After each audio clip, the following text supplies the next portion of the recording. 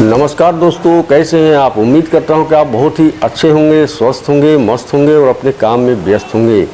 दोस्तों, आज मैं हूं पत्थल गांव में और आज पत्थल गांव में भारत मुक्ति पार्टी का अधिवेशन था, द्वितीय अधिवेशन था और राज्य का ये दूसरा अधिवेशन था। जी हाँ दोस्तों, और इस अधिवेशन में दोस्तों मैं कुछ लोगों से बातचीत करने का प्रयास किया और जानने का प्रयास किया कि यहाँ पर जो नारा लग रहे थे बोल 85 बोल 85, तो मुझे समझ में नहीं आ रहा था कि बोल 85 है क्या चीज़, और शायद आपको भी समझ में नहीं आ रहा है। तो इस वीडियो को पूरा देखिए, आपको पूरा का पूरा समझ में आ जाएगा। जी हाँ दोस्तों, उनका कहना था कि बोल 85 का मतलब है 85%। जी हाँ दोस्तों, मूल निवासी 85% हैं और मूल निवासी के अंतर्गत में आते हैं एसटी, एससी, ओबीसी, माइनॉरिटी, इन तीनों मिला के 85% हैं।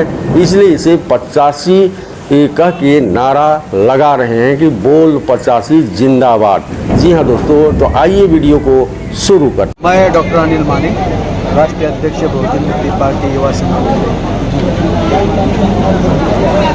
आज बहुजन मुक्ति पार्टी का दूसरा छत्तीसगढ़ राज्य का अधिवेशन था और इस राज्य अधिवेशन को संबोधित करने के लिए मुझे आमंत्रित किया गया था और आदिवासी समुदाय ने गीत गायन के माध्यम से हमारा स्वागत भी किया। तो ये हमारा कार्यक्रम था। मूल निवासी और आदिवासी में क्या फर्क? आदिवासी मूल निवासी, इसमें कोई फर्क नहीं। फर्क एससी, एसटी, ओबीसी और माइनॉरिटी, ये मूल निवासी। तो मूल निवासी के अंदर ही आदिवासी आए, मतलब तो आदिवासी ही हुआ। हाँ, तो मूल निवासी के अंदर एससी, एसटी, ओबीसी और माइनॉरिटी के लोग आए जो एससी, एसटी, ओबीसी से कन्वर्टेड है, मुस्लिम है, क्रिश्चियन है, ये मूल निवासी। और बाकी सर मेरे को समझ में नहीं आता है, मूल निवासी और आदिवासी, जहाँ तक मेरे हिसाब से दोनों का अर्थ तो एक ही है। ये मूल निवासी समाज से आदिवासियों को सिंगल आउट करने के लिए आरएसएस द्वारा चलाया गया। जी जी, एक अलग नाम का सृजन किया। आदिवासी मूलतः मूल निवासी है जो एससी, एसटी, ओबीसी और माइनॉरिटी के साथ। जी, ये मूल निवासी।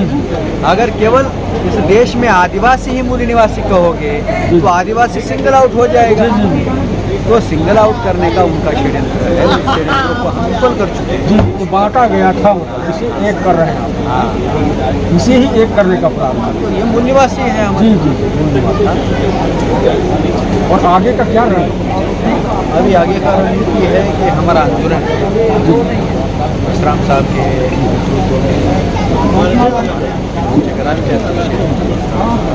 नेतृत्व में चरणबद्ध और 10 तारीख को लिया, जिसमें हमने आदिवासियों का मुद्दा लिया हुआ है, 5 और 6 अनुसूची का मुद्दा लिया है, अनुसूची का मुद्दा लिया है, उनका जो विस्थापन किया जा रहा है, सराहन किया जा रहा है, मुद्दा लिया हुआ है। ऐसे तमाम मुद्दे लेकर हमने साहब के नेतृत्व में 10 तारीख को ज्ञापन दिया पिछला ब्लॉक स्तर पर। 17 सितंबर जिला कलेक्टर कचहरी पर धरना प्रदर्शन आंदोलन, 25 सितंबर को जनगण आंदोलन और 15 अक्टूबर को प्रदर्शन रैली है। Thank you sir. मैं जेरोमिन हूँ, एक सामाजिक कार्यकर्ता। मैं पहले बता देना चाहूँगा, मेरा राजनीति कोई सम्मत में नहीं है, इसमें राजनीति जवाब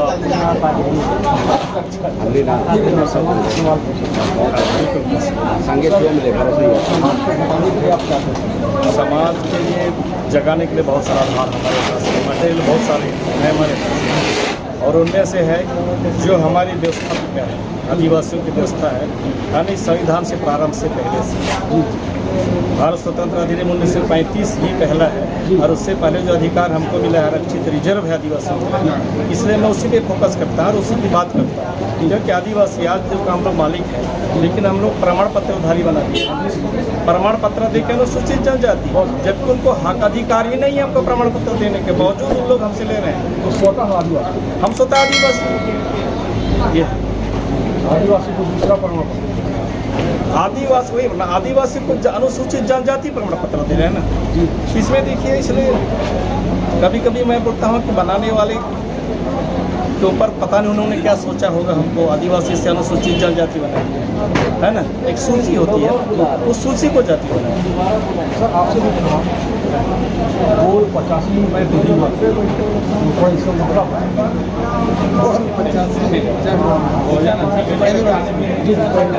देखिए, ये जो है हमारी जनसंख्या है, देश की जनसंख्या 85% हमारे मूल निवासी भारत के मूल निवासी है, ST SC OBC और इससे अलग अलग धर्मों को हम सारे मिल करके हम 85% लोग हम इस देश के मूल निवासी हैं। जी जी जी हम लोग समझ गए।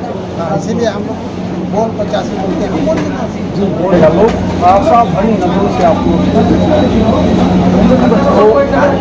संतान आसान आप कितना ऊपर तक जाते हो?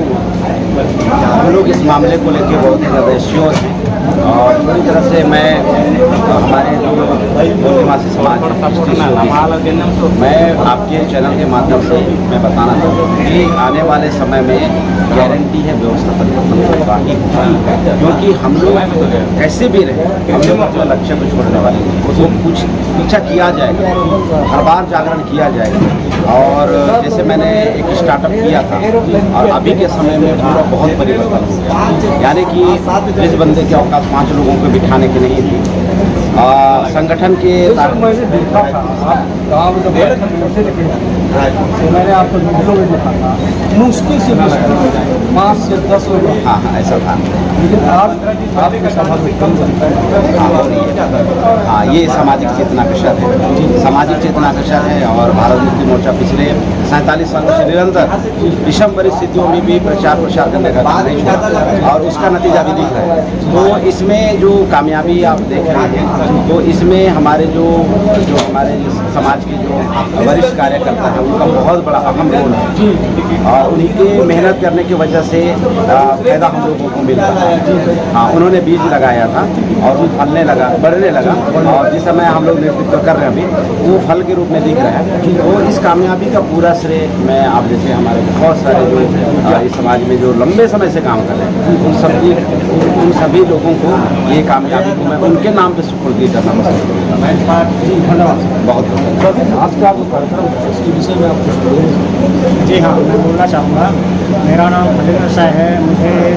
मैं किसान, मैं ग्राम मैं किसान परिवार से हूँ। वैसे इस संगठन से मैं बहुत ही प्रभावित हुआ क्योंकि ये संगठन छोड़ने का काम है और इसमें बहुत सारे आपसुक संगठन हैं, सहायक संगठन है। इसका जो मदर ऑर्गेनाइजेशन है, जो मुख्य संगठन है वो बामसेप और बामसेप जो है एक कर्मचारियों का संगठन है, लेकिन कर्मचारी आम जनता के बीच में धरना प्रदर्शन इस तरह का कार्य नहीं कर सकता, इसलिए ये आपसुक संगठन सहायक संगठन बनाए हैं। उनसे ये भारत मुक्ति मोर्चा एक सामाजिक संगठन है, राष्ट्रीय किसान मोर्चा भी सामाजिक संगठन है, लेकिन ये भारत मुक्ति मोर्चा एक राजनीतिक संगठन जी, क्योंकि किसी भी समाज को ऊंचाई तक ले जाना है उन्नति के मामले में, तो समाज से निकलकर हमें राजनीति की ओर जाना बहुत ही जरूरी है। क्योंकि राजनीति का अर्थ होता है राजा बनाने की नीति, अर्थात हमारे जो प्रतिनिधित्व करता है उनको बनाने की नीति होती है। और हम समाज का प्रतिनिधित्व करने के लिए हम वास्तविक प्रतिनिधित्व का चुनाव करेंगे, प्रतिनिधि का चुनाव करेंगे, तब हमारा समाज उन्नति की ओर अग्रसर होगा। और समाज जो है या देश जो है संविधान से चलता है और हमारे देश में संविधान लागू हुआ 75 साल बीत गया। 1950 26 जनवरी 1950 को संविधान लागू हुआ, लेकिन संविधान का हमारे जनता के बीच में प्रसार नहीं हुआ, इसलिए हम अपने अधिकार को जान नहीं पाए।